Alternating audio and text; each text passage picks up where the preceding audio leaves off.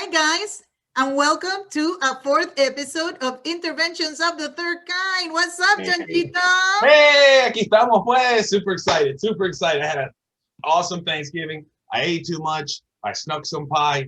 I woke up and had some pie. It was a good Thanksgiving. What is very cool about this episode is like, remember, a long time ago when we started this, idea for the show, we had a goal and we had like somebody that we wanted to be on the show. And this show is so special because I feel like we hit the jackpot. Yeah. That person, responded to our message and it's going to be in a show. And because of that, we are not following the usual format of the show. So I want you to explain why are we doing the show and what is it? Because you were the one who started noticing these waves in social media. What's up, John? Situation is, I've seen whether it's interacting with colleagues one-on-one, online, in forums, through social media, whatever it might be, it seems like the general consensus of my interpreting colleagues has changed from when I went to my training back in 08, 06, back in the old days. I feel now like I'm the grumpy old man, yelling. When I was your age, that's what I feel like now. I see these colleagues of mine talking so blithely about they'll just change the register of the message if they don't think that the LEP is going to understand it. Any kind of a complicated term, they're going to just go ahead and simplify it themselves. That way it's easier because the LEPs usually don't understand it. I've seen a lot of generalized statements about the entire LEP population that one interpreter may facilitate for, whatever the language may be. My LEPs are like this. And I think that's a mistake, okay? As far as asking for a repetition, what does that mean? Well, I don't understand that. That's the responsibility of the patient. It's not for the interpreter to remove the patient's own autonomy and make decisions about them and for them based on their opinion of them. Let me stop you right there for a second, my friend. Let me give you a reaction first because you didn't give me the opportunity to react. I don't think people come up with things just because. I do agree with you that we should not alter the message. We should not add, delete, edit, synchronize nothing to the message because the patient is the one who has to make those decisions while it's in the encounter. You and I think we learned the same thing when we took our course, the Bridging the Gap course or preparation or the 40-hour preparation course so we can, do the certification. But, do you think it's the same course? Do you think it has changed somehow? And maybe that's why interpreters out there are having these discussions. That's why we decided to go to the head of the snake. And when we decided to send that email to see if she was going to say yes or no, we got Christmas early. She actually, decided to accept the challenge to come into the show and give us the great opportunity to actually talk to her. And we are talking about Natalya Mytareva. She's the executive director for CCHI. In other words, the Certification Commission for Healthcare Interpreters. What about that, John? Super excited. Super awesome. Who better to go to than the very top? So I'm humbled at this opportunity. I truly am. I'm super excited about this.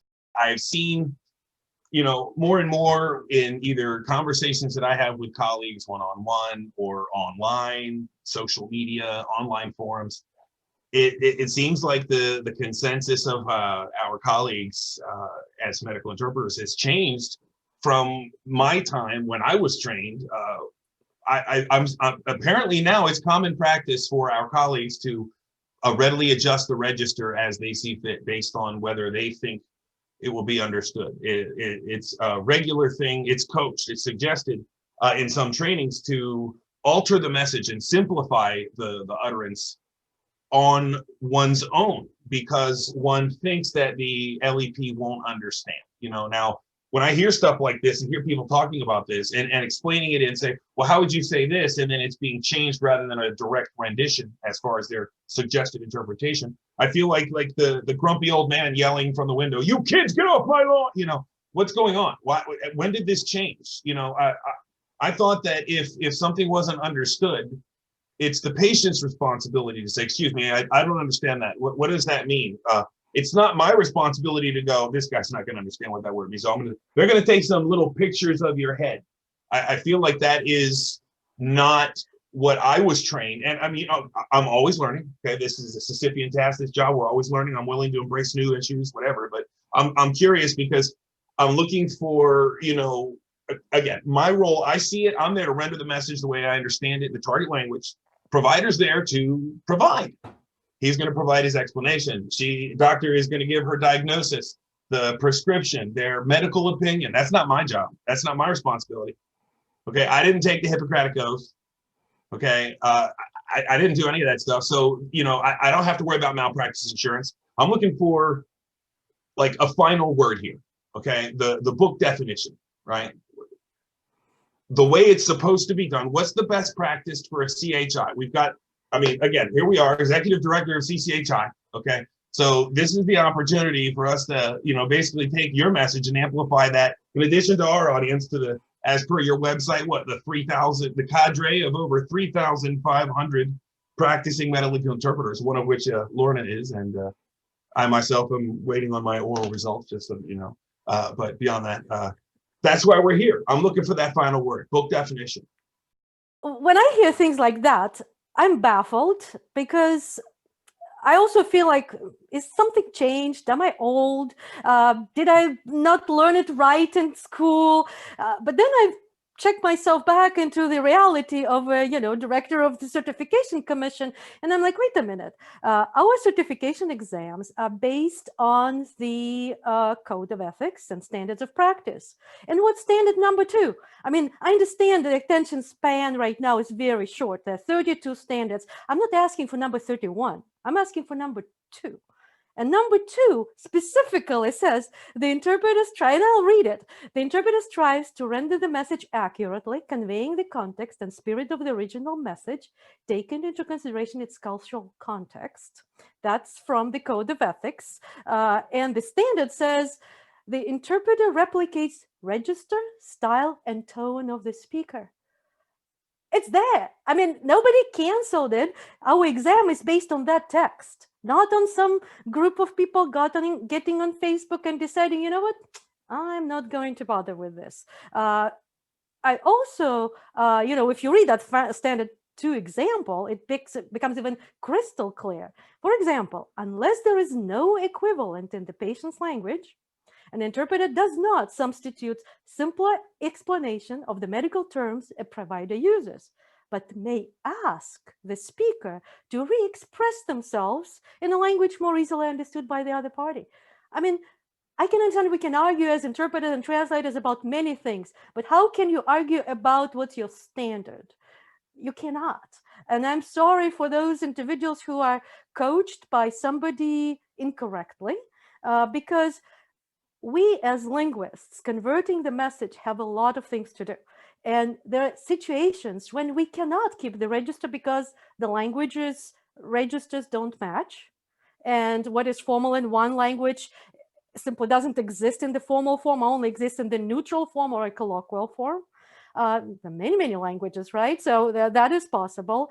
Also, sometimes we're just at the beginning of our career and we simply don't have the depth of the vocabulary, and we understand that we're using the wrong word, but we simply cannot do anything better other than saying I won't work for another 10 years until I learn every word in the English language, which is impossible, right? So there are situations when, or time constraints that pressure us into the moment when the actual most important thing is to draw blood or to deliver a medication and not to fine-tune your message. At that moment, you don't remember. We'll have bad days, or we had too much turkey, and right now we're sleepy. Many other things could happen when we physically are impossible to, for us, it's physically impossible to produce the equivalent. But that's different when somebody makes a conscious choice to change somebody's words because they think somebody doesn't understand it. I'm sorry, that's just arrogance and snobbery. You cannot assume a person who needs an interpreter is not intelligent enough to understand what the doctor is saying. After all, who is the main expert of any disease? The patient. especially if it's their 10th, 15th visit, they know more about it than you or doctor combined because they Googled it to death in 2 languages, possibly, or 3, how many they speak, because, patients don't necessarily, you assume, let's say I'm a Russian interpreter, right? I would assume that the Russian person who needs my services doesn't speak English, but it may mean they speak French, they speak German, and they, and also I personally had to interpret for people who were in charge here in the United States, for people who were in charge of a surgical department in a large hospital. And my favorite one was, it was right at the time of anthrax. And there was a public presentation about when there were letters with anthrax found, about the safety. And I was interpreting for the chief of the huge region, which is like the size of 1/3 of the United States, of the military service of the chemical defense. And so when he was, I was interpreting to him faithfully, maintaining the register. It was a public health nurse trying to explain it to the general population. So the register was very colloquial and low. And after about like 2 sentences, he's like, I want you to interpret. I don't want you to dumb it down. And I'm like, I'm sorry, I'm not dumbing it down. I'm just repeating what she says. And he's like, oh. And then after the meeting, he found me, and by the way, I don't want you to feel offended, but I am this, and you just were speaking in such layman terms that I simply thought that you don't know the terminology, and trying to take, pity on me and doing it. But I apologize for that assumption. It was patient apologizing to me for this. So that's why it's important that we don't think for patients, don't think for providers. We just do our job. Because think of it. Let's say I will tell you a sentence, honey, you're doing well, you're doing great.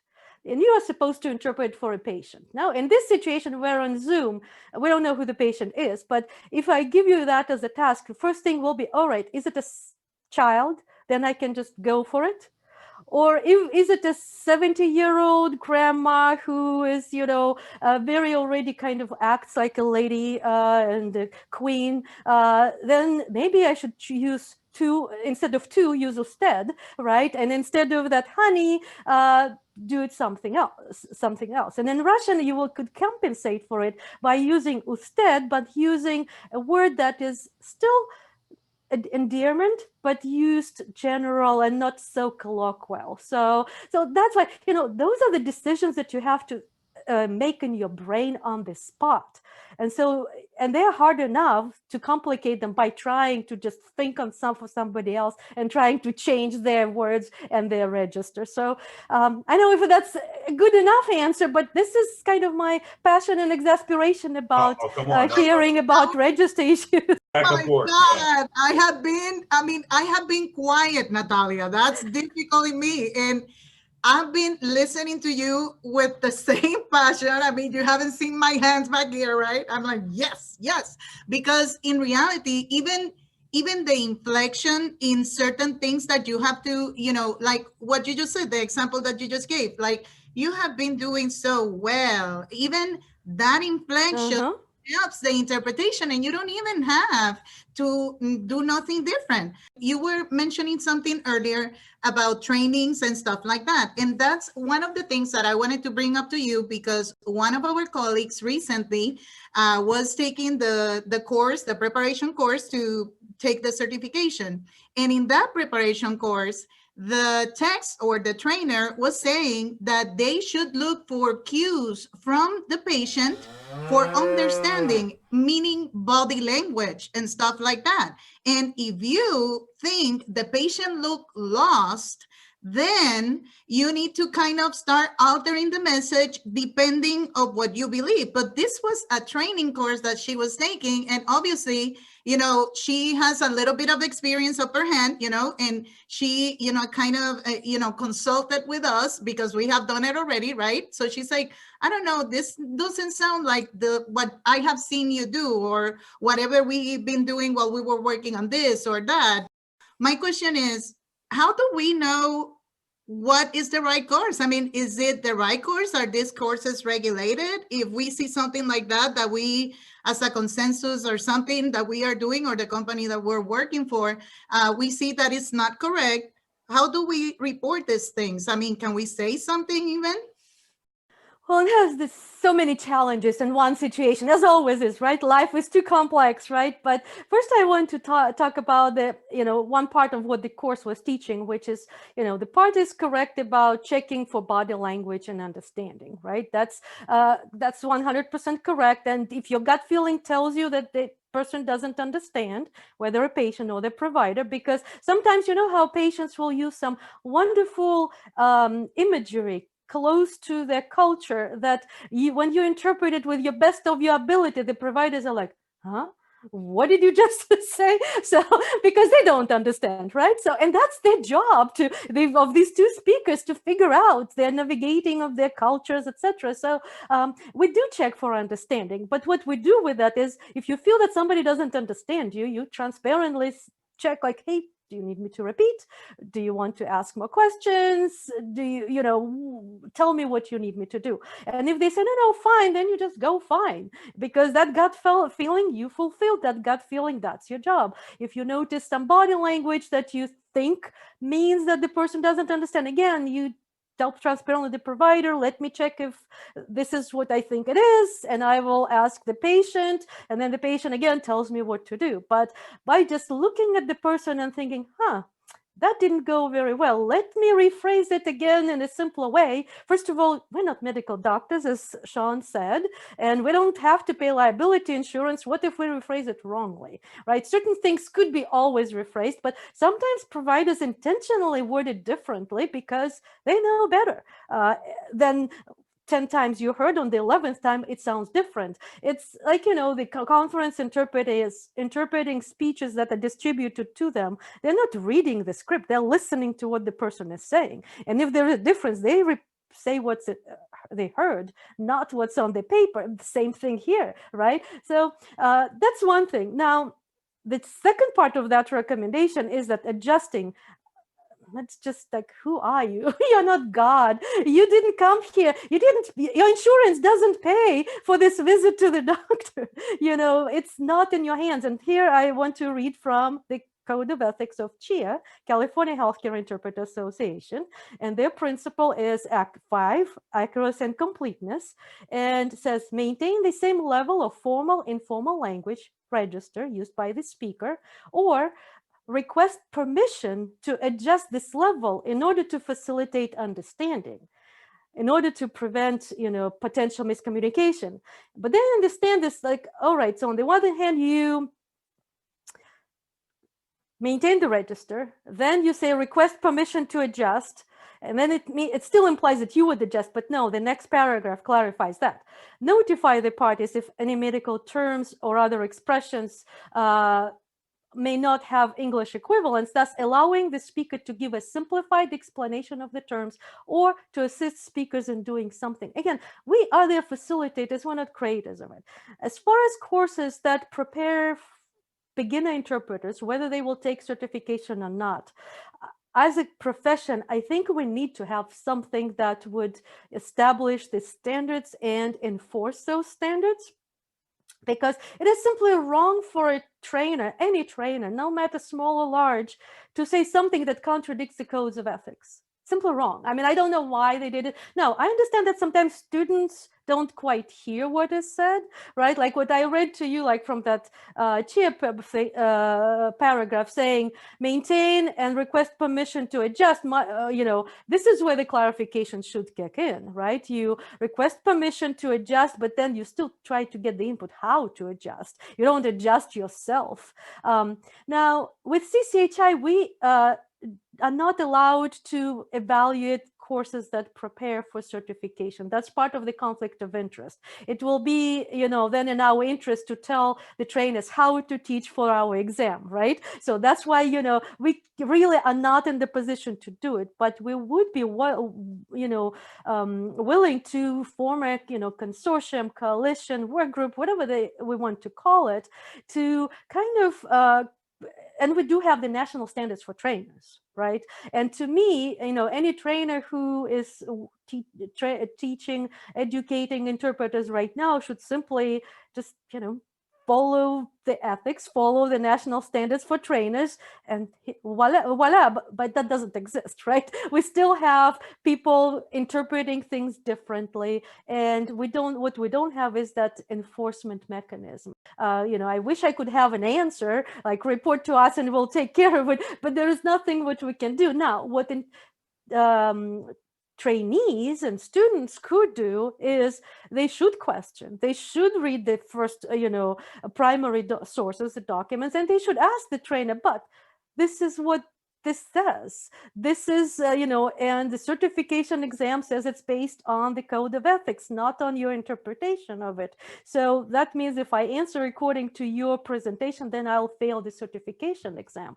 So, and that's kind of is like, it's a collective work, and maybe also a work of creating some forums like your, what you are doing today is to start these conversations and allow people to know that we are interested in it. And, while as CCHI, we cannot recommend courses, or we cannot,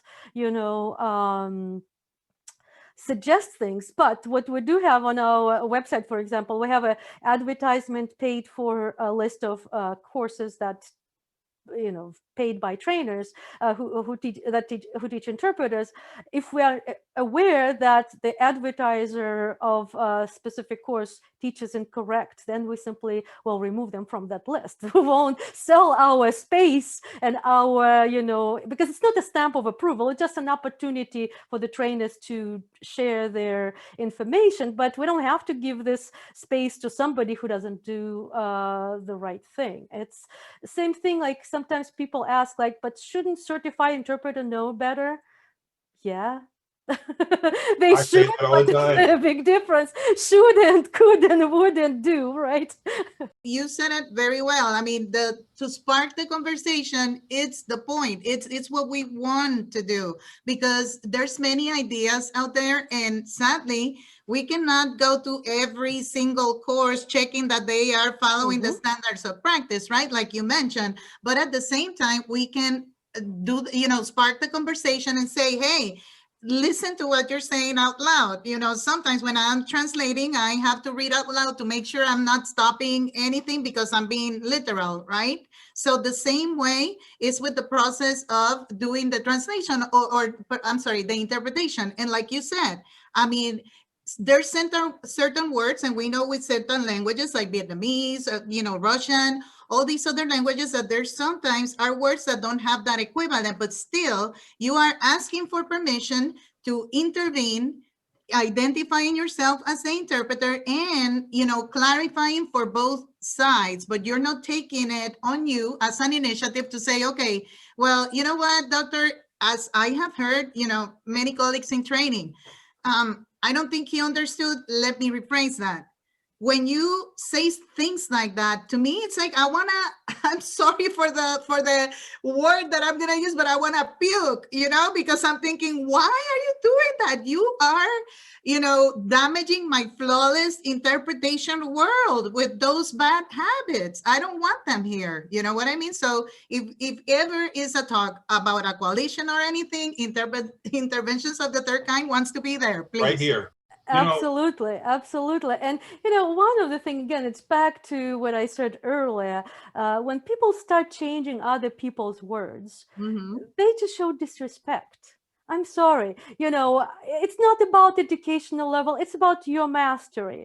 If you don't know some equivalent, because when I hear conversations about it, after, listening to it for several minutes, I come to the conclusion that most of the times these are individuals who simply don't know terminology. I'm sorry. And I've had this conversation with a couple of representatives of languages. I'm not going to name those languages because I don't want to offend these languages, but they would say, and then I pointed out, all right, if I bring you a dictionary, not even a medical dictionary, will I find this word into that language, into English? Oh, yes. Then the word exists. There are languages when that word doesn't exist, and that's a totally different story. And especially like, that word pictures. Yeah, you resort. I trained refugee interpreters from Burma who speak Karen, Mon, Chin. Now, in their languages, in their country, medicine is taught in Burmese. There are no textbooks in Korean. So those interpreters have to come up with those terms that will be in their language, understood, because the simply medicine is not practiced in their language. And that's where word pictures and explanatory explicitations would be needed. But for languages from French to Russian to Arabic to German, Vietnamese, that's not the point. Every of these countries has medical schools with all these things. If to me, it's like a very rough rule of thumb. If you have doctors who are taught in your language, then you should be able to interpret that word. If you don't have those doctors, then you're free to be creative linguists to come up with the expression of these concepts. But other than that, it's just disrespect for your speakers and arrogance. I believe in number one feature of interpreters being humble, because we're facilitating, but we're not the stars. And if you want to be a star, go become an actor or become the host of the on a show, right? of the show. That's right. Then we could be the stars. Today we could be stars. But when we're interpreting, oh my God, you have to be humble. You have to just repeat what you hear. So isn't that such a beautiful, simple concept? I want to jump on one thing though. You were talking about the missing link here is the transparency. Okay, being transparent. And I want to, this is one of my favorite bells to ring. Okay, as a very assertive person myself, and having been told before things like, oh, well, you just did, it's just easy for you, But I wonder, is this some sort of a trend to create a lesser assertive interpreter? This, rather than jumping in and stopping the whole show, is it a lot of the colleagues, I just change it. They say this and I just change it to this because I know that's what they meant. Oh, is that so? It's honestly, as a non-native speaking interpreter of my target language, there have been a lot of times in my career when I've been really, really thankful that I get the opportunity to interpret an explanation rather than a term. You talk about there's vocabulary to be learned. Yeah. And there have been times in my career when I've realized, hey, you don't know that word, and I'm in the middle of an encounter. So when that happens, the provider, this is your interpreter speaking, I believe I might be challenged to bring that into the target language and have it be understood in the way that I did. Would you mind giving me a simplified version of that so that I could render that into the target language with more accuracy? Thanks so much. That's translation. I have no idea how to say that. Would you please give me a simple version, and that way it'll make it easy for me. I've always, reveled in the ease of interpreting an explanation. My experience, when you ask for that, oftentimes the provider will completely go down and register and make it so, oh, it's just going to be some pictures of your leg. You'll be fine. And I'm thinking, you could have led with that 10 minutes ago and we probably would have been fine, But I think that the transparent piece is where a lot of people choose to turn right instead of staying on that route and saying, this is the interpreter, this is what I think I'm seeing or hearing, or maybe even, I see all these colleagues saying, oh, well, my LEPs, they don't understand it when you say tomografía computarizada. You have to say something, and I think, so you're hold on, we have the ambassador for the entire world who speaks that language right here with us. Everybody listen up, take note. That's obviously not the case, but I feel like those people, if it's not a God complex, like Lorna mentioned earlier when we were chatting, you hit that same point. I thought you really did. Complex. It's that they don't want to be, interrupt, or they don't, or in my case, I used to be terrified that it would be very obvious that I don't know how to say that word into that language. And then, you realize with time, if you lead with that, people are like, oh, okay, well, what I mean is this, So the assertion and the transparency, that's the key to every door, I think. I think that's lacking. And I just wanted to jump in and say, that's obviously what was missing from this course, now that I look back in retrospect, because we went down to the actual verbiage of the canons, and it was indicating that the interpreter should have a more passive role, is what my document said back from my training, from Lorna's training. But this one was changed from that to a more active role. The verbiage actually said that in the observance of comprehension of the message. And I feel like that is, I don't want that responsibility. I feel like there have been times when, patient will be asked a question like, would you like to do the amniocentesis or do you prefer the blood test, which is much less invasive? Yeah, that's fine, says patient. So that's fine. So you want to do both? What does that mean? And I just leave that in the air and keep an eye on my notepad and wait for provider to go, I'm sorry, what does that mean? Do you want to do this one or this one? You know, so again, a banal reference, I'm just saying for the point, I've seen things like when the patient will make a reference to what they say, the mouth of the stomach, and then the interpreter claims, I just say the epigastrum. You know, and as you said, the quote was, if there is a direct equivalent, which is those words, the mouth of the stomach, then it's up to the provider to say, I'm sorry, Lorna, would you please ask what she means when she says the mouth of the stomach? Which is mostly what happens anyway. You can speak directly to the patient. But anyway, just for the point, you know, that's on provider. So I don't know. I really wanted to jump in and kind of cheerlead the whole be transparent and be assertive, because that way you always get to the goal. You always get there. There's never a worry. I mean, about, well, I feel like he might not understand. That's a big mistake. I feel like a lot of us want to help and we get blinded by that. Maybe we definitely know that they're not really clear on it, but even still, lacking the transparency, I've lost my role. I'm no longer a conduit. I'm now somebody else. I'm not even interpreting now. I'm a patient advocate is what I'm doing. I'm not even advocating for communication. I'm the patient advocate in the hospital doing things, you know. So anyway, I know I get off on tangents, but I was really thrilled about that transparency piece, and I just wanted to jump in. Yeah. There's nothing like a sweeter sound to me that when I'm interpreting it, I'm a singer also, so I have to hear a song in my head. I start with the introduction of the song, I do my pre-session, then we go to the first, the doctor speaks, then I do it, and we go in that thing. If we get stuck at some point, that's my alert. It's like I'm in this, I would call it like a trance, because to me, I enter into a different person. It's the zone. It's a zone, exactly. I get into it and I'm there just to interpret that message and to make sure that I can cover all those bases. But at the same time, I don't try to intervene, because there's nothing more precious than that beautiful sound of communication without any interruptions whatsoever. And when at the end of the day, you finish your call or your encounter and you say, well, thank you for using the services. And, even the doctor is like, oh my God, you have been excellent, because I forgot you were there. Nowadays that, all the other modalities are out there.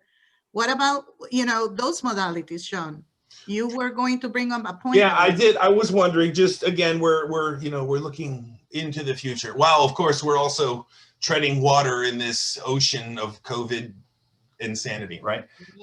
But it's like I can remember for a period of time, like there was a wave of every encounter I saw was like, dear Mr. Normanzell, we're calling because your appointment for the 13th has been scheduled and rechanged to a telehealth visit. You will be receiving a phone call so we've got this new shift now where even today I interpreted for a lady that, you had a headache this week. Okay, we're going to call you. Okay, you go home. We can't have you come into the clinic, so it's going to be a phone call. So these in-person visits are far less frequent now. It's mostly just necessity, right? Surgery or emergent care per se.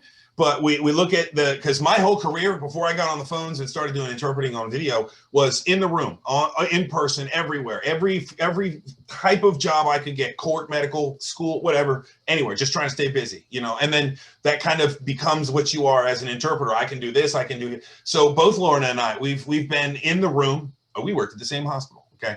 We've been on the phone. We've been in video. We've definitely, it's like the only thing we don't do yet is like the interpretation through astral projection. You know what I mean? That's forthcoming, but, for that point, I'm wondering, is there the possibility for a redress? Is there the necessity? Are we looking at something where we need to rewrite the book for the phone and the video folks, as far as because again, this whole watch for cues, what are you going to do? I mean, half the time I'm looking at something on video that I'm like, just look at the notepad, Sean, don't look up right now. Don't look up. Because it's not something that you want to see. It's hospital stuff. You know what I mean? And on the phone, I can't see anything. Now there was a wave of calls, which I participated in and a lot of my colleagues are, where you're on video with doctor and patient. Right. So it's one of these telehealth visits in which you just have to act just like I used to in the room. As soon as the counter starts, I'm looking at my notepad the whole time. I don't want anybody to make eye contact with me. And, I had some challenges on video with the kid in the background, trying to make me laugh, I felt, and just me. just deep breath and stay cool. And but I'm wondering, do we need to look at anything as far as best practices looking forward? Because obviously, realistically, I don't think phone is going to be gone per se, but this video, come on, I can remember years back, friends of mine from Europe talking about, oh, video calling. What are you talking about? You don't have that? And now that's everywhere, right? FaceTime, people just say, oh yeah, FaceTime me. Which I don't have an Apple phone, but FaceTime, it's a term now. It's like Band-Aid, So that's that level. I'm wondering again, are we headed towards Star Wars with Darth Vader right here in a little hologram? Because how realistic could that be as far as treatment? Anyway, again on a rant, but I'm wondering, do you see anything in the future as far as best practices regarding that role boundary, regarding stay in that conduit role?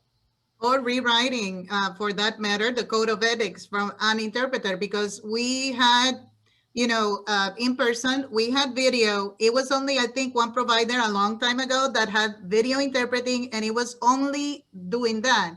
They were not offering other services like over the phone interpreting or in person, all those. So is there a plan to rewrite the code of ethics in that sense? Because there's other modalities now. Well, let's put it this way.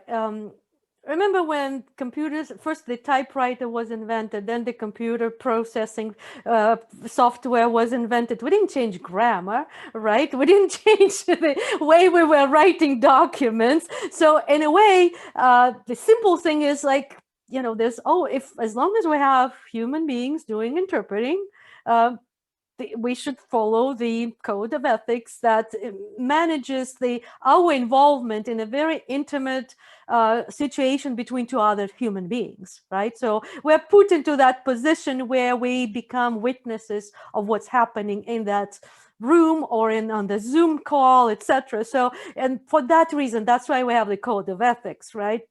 The code of ethics doesn't tell us which term we're going to use or how will, in this situation, which of the three possible correct terms we will use. It tells us, gives us the guidelines, right? So in that sense, we really don't necessarily need that. But I also see that some of the examples in the standards of practice documents, for example, about like if the patient is asking you for a ride, don't blah, blah, blah. Well, soon the example, it seems, should become, if the patient asks you for a Zoom account login, don't give them your Zoom account login, right? Your email address, don't give them. That's right, email address. So there's this different reality thing. So the question is, how would the training community adapt to this new reality, and whether we do need to rewrite those examples in the standards of practice, because and maybe some examples in the code of ethics, because there's still examples like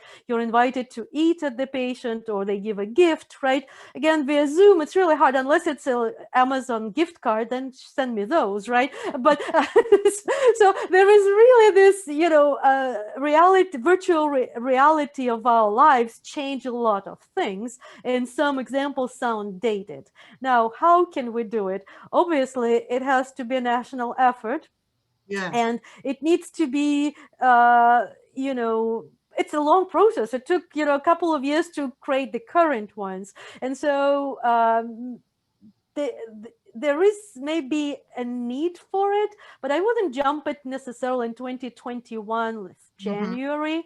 I would maybe wait for, the time when we are a little bit have more opportunity for the empirical collection of data, how things are done, right? How did this, because right now it's a, emergency patchwork of different things. Yeah. And some of them will go away, some will stay. Telehealth will stay, right? But would it be important to say something is that professional responsibility is to be familiar with the all platforms? Right now it's nowhere written, so each interpreter can act, oh, I don't know these things, right? It's up to somebody, give it to me on a plate and pay me for learning this, right? But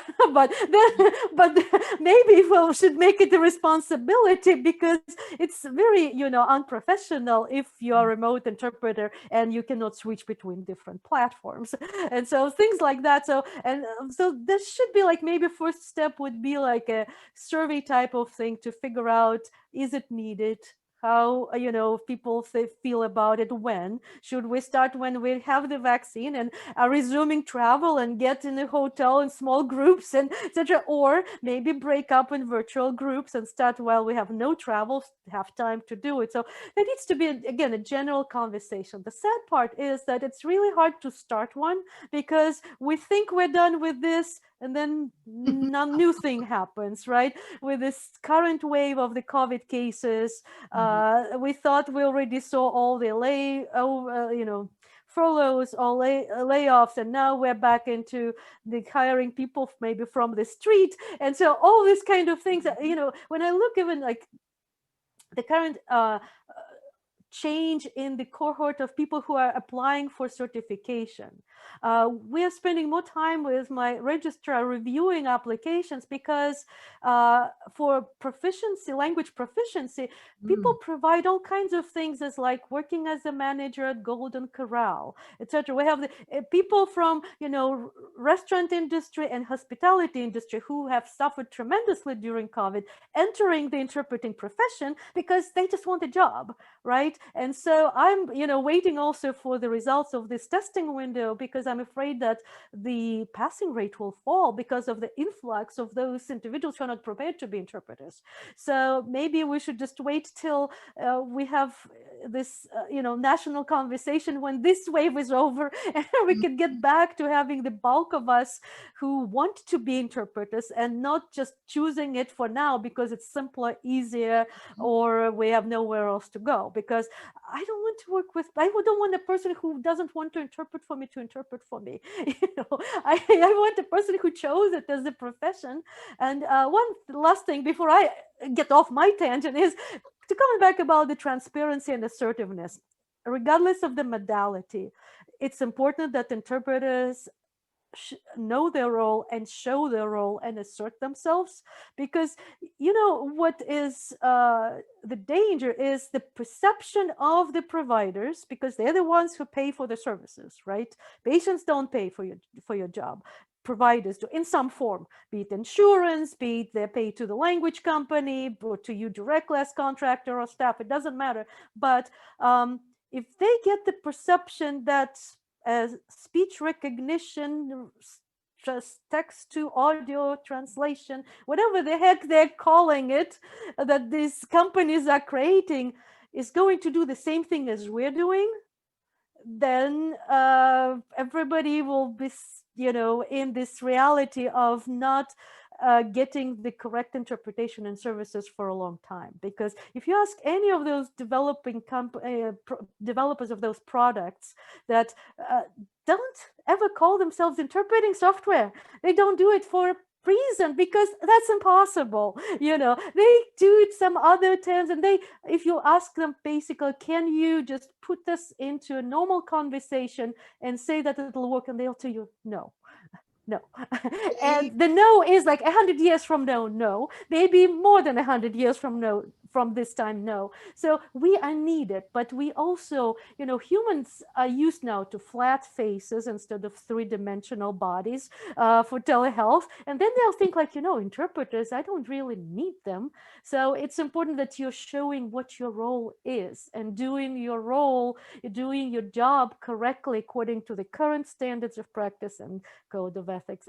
Then they will understand to value that if you just use that software, whatever they give, then you're not getting anywhere. And that's we need to continuously prove our value. And our value is the fact that we're as complex as a doctor, as the patient, as the whole universe, and no software can simplify our brain. Google's cover me, and it's like throwing a blanket over, But no software is gonna detect the richness of a language ever. Put me there. I will try that. I will sign up to make the trials for that, because I will fail it every time, specifically when it comes to Castilian Spanish. We can have a conversation for years, okay? And we can get into it and say, okay, I'm gonna quote you all these resources that are as pure as, the first people that came to Earth. You know what I mean? And I would never fathom how they think it's so simple to convert 11001 into a rich language. There's no way, Jose. That's what the current, publications about AI employed by Google, Facebook, and others actually prove is that the beauty of machine translation, they're talking about translation, right? So not interpreting yet, but just translation. The beauty of machine translation is that now you can simplify the actual task of finding out the equivalent of the word. But the message has to be done with the post-production by humans. Oh, and God. even the translation of this, Amazon listings, if they are not done with humans behind that, they fail. And they fail not just in some obscure languages, but the recent article I read, I think in Slater, was about what Amazon release did in Dutch language, how they royally messed up simple things. I mean, you should read that article. It's just like hilarious examples of what innocent things like household cute things got translated because the rooster-shaped mitten, the rooster has the other word, and how it was literally translated. Just a hint for those of you who understand the difference between registers, right? Rooster, very neutral word, but you can also use a different word, C-O-C-K, and that becomes not such a neutral word. And if the machine translation does it, they don't know the difference. So register is important for us humans, because when I come to a doctor and I'm vulnerable, I choose my words subconsciously or consciously.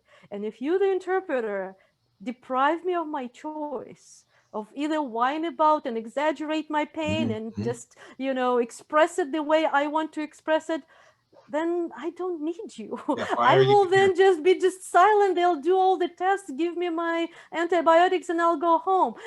I need you so that you can express me, my human suffering, in my own words, not in yours. And not in whatever would be convenient for some provider who is in a hurry at this particular moment either.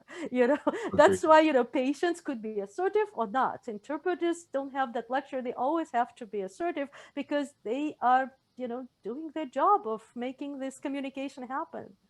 I know this is not just a conversation of an episode. We will have 100 episodes after this, with all these discussions, because I think the fact that we love the what we do makes us think that way. We want to keep it nice, simple, and flowy.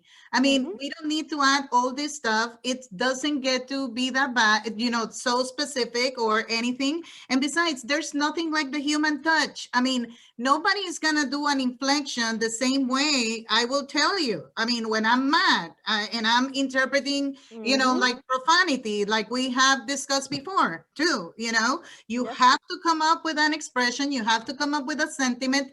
Everything in your voice have to convey that message. And to me, it's the purest way of interpreting. One more thing, Natalya, we as interpreters work more now in the homes and work more remotely, and we are more aware of anything that help us do our job better or easier, right?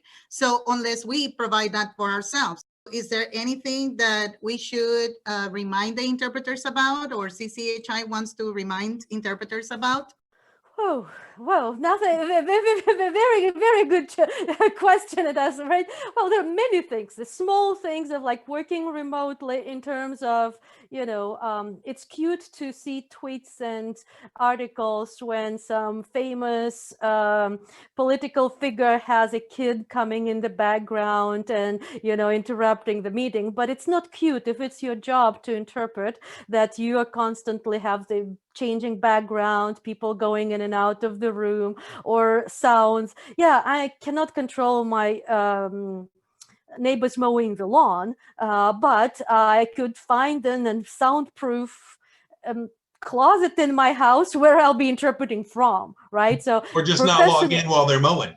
Okay. That's right. Oh, no, exactly. Yeah, don't take a call while the lawnmower's going. Exactly. So there are things like that, right? Just be aware that being professional on video or over the phone modality means slightly different things. It doesn't mean that you put deodorant on. It means that you don't have you can just, I don't care when you shower, right?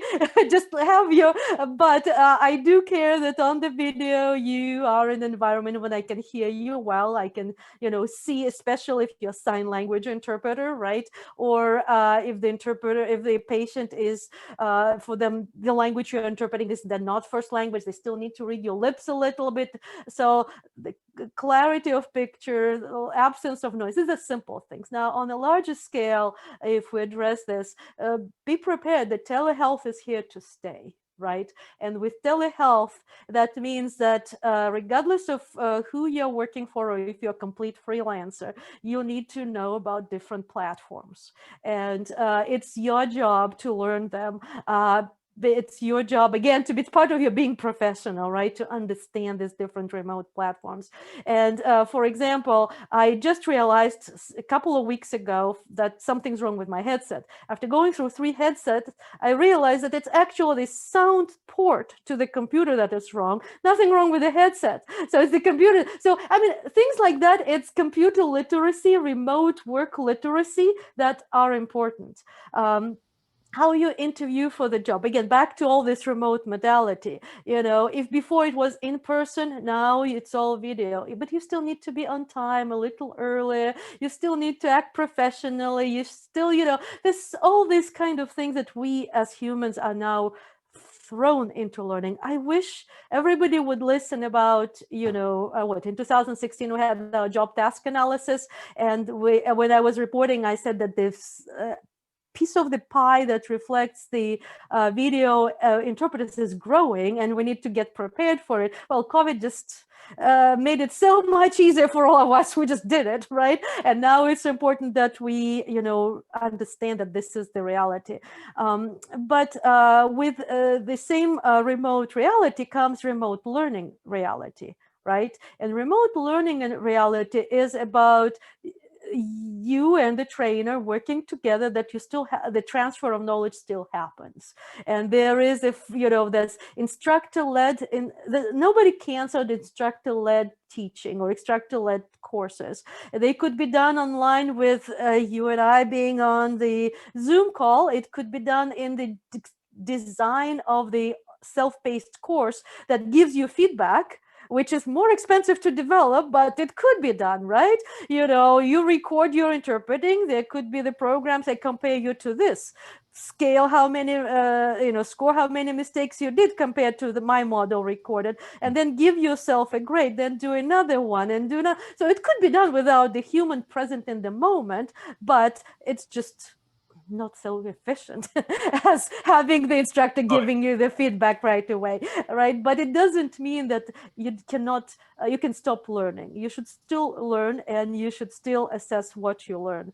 And certification also doesn't stop. As many of you know, we had this English to English project, which, right. when early 21, we will publish the final report on, but ultimately the preliminary report showed there is a correlation about the monolingual exam, which is oral, where tasks are not interpreting, but just different tasks, restate the meaning, repeat the sentence, different kinds, that it actually correlates to how you perform on language specific or dual language exam. So this exam that we will be building and starting 2021 will be able to assess some of the cognitive abilities that interpreters use compared to just bilingual speakers. So that's why, course AHI certificates, or individuals who don't have right now certification, they will be taking not just the written exam, but the oral exam eventually.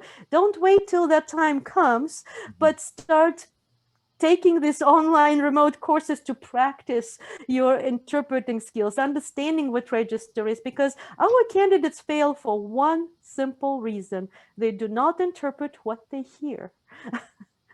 And so I don't know what happens in their minds, but with the same thing with the English to English exam, and that would be, I don't want to say it will be will start developing in 2021, but development is a long process, so hopefully we'll be done within short period of time, but I don't want to put the date on it. But I don't think it'll go, let's put it this way, no longer than 2 years. That's because everything is already defined. It's just a matter of finding the money, sitting down and doing it. Yes. Just 3 little things.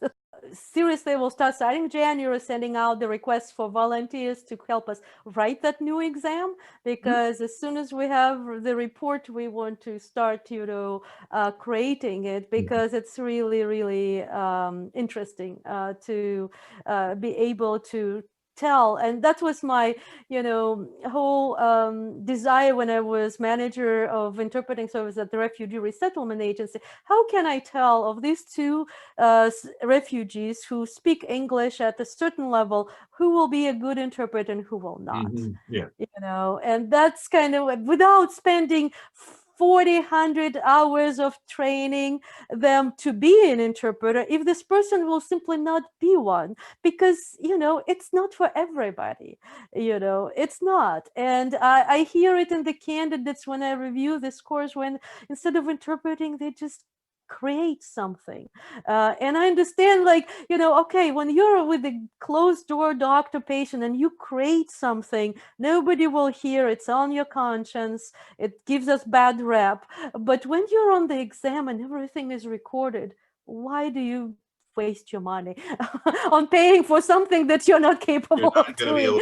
Yeah, so definitely it will be an interesting exam to have, and an interesting project, and I think it'll help us understand what we're doing, what's happening in our brains as interpreters a little more than, and why keeping the register. I mean, I love today's topic so much. Why keeping the register is so important for us, because it is the mastery. And I think people just don't understand that mastery is a journey, right? And with register, we all start with the situations. I have no idea how to say it. I'm too, scared to show this. And I will just quietly rephrase it. And then I'll go home and I'll realize that I didn't do the right thing. And next time, maybe I will do the right thing. And that's people who choose that, do the right thing, stay in their profession and perfect themselves. And those who choose to cover up end up with